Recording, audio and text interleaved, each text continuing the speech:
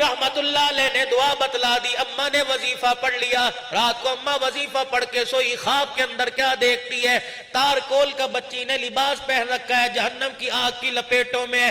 اماں اٹھ کے بیٹھ گئی، رونے لگی۔ حسن بصری رحمت اللہ علیہ کے پاس جا کے کہنے لگی، او اللہ والے تجھے کیا بتلاؤ؟ نہ بتلاتا وظیفہ، نہ بچی کو دیکھتی، نہ میرا دل ٹکڑے ٹکڑے ہوتا۔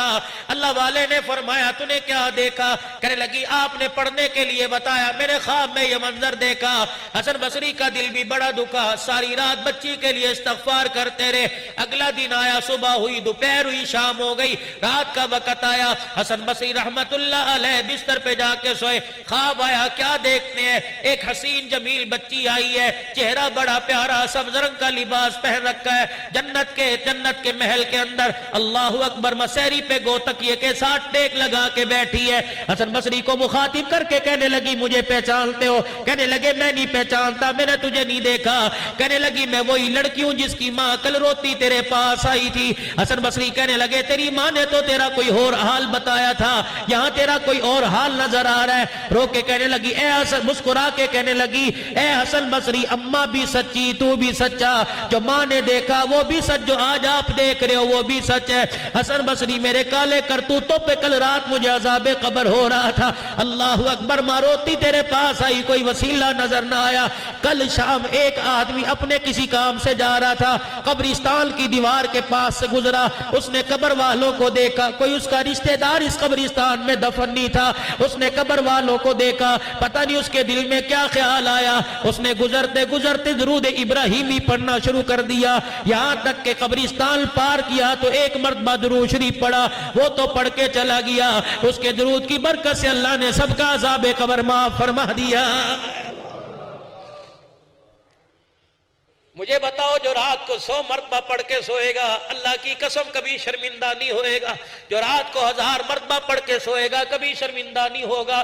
سلطان نور الدین زنگی رحمت اللہ علیہ روزانہ 1000 مرتبہ درود شریف پڑھ کے سویا کرتے تھے، ایک دن 700 مرتبہ پڑھ کے سو گئے۔ خواب میں رحمت والے نبی کی زیارت ہوئی، آپ نے فرمایا اٹھ کے بیٹھ، وضو کر، 300 مرتبہ اور پڑھ، آج 700 مرتبہ کیوں پڑھا؟ محمد تیرا 1000 مرتبہ پڑھنے کا روزے میں انتظار کر رہا۔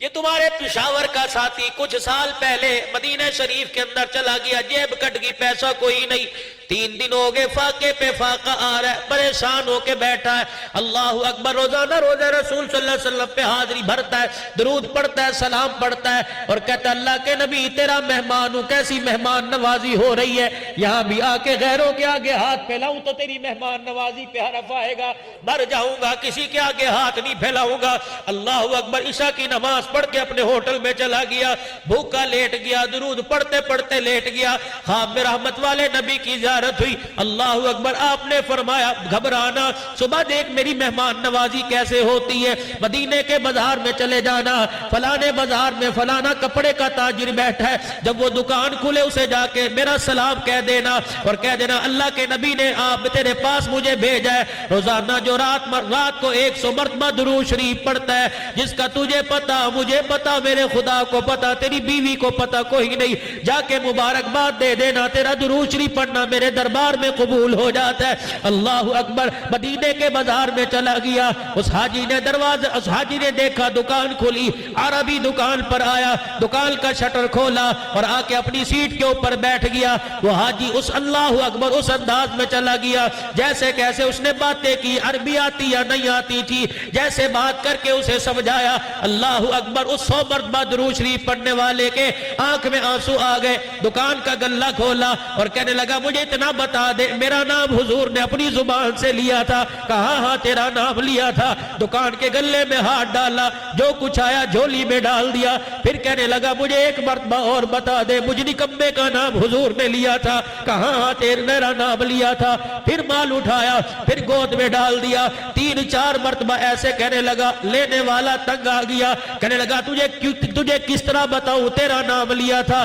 عربی ہاتھ جوڑ کے کہنے لگا ناراض نہ ہو، میں تو یہ سوچ رہا ہوں کہاں میں کا آمنہ کا لال، کہاں میں کا وضحا کے چہرے والا، کہاں میں کا مکے کا ذریتی، ان کی پاک زبان پر مجھ جیسے نکمے کا نام آئے۔ رب کعبہ کی قسم تو بتاتا جاتا، مال کیا میں تو جان بھی تیرے قدموں پر قربان کر دیتا۔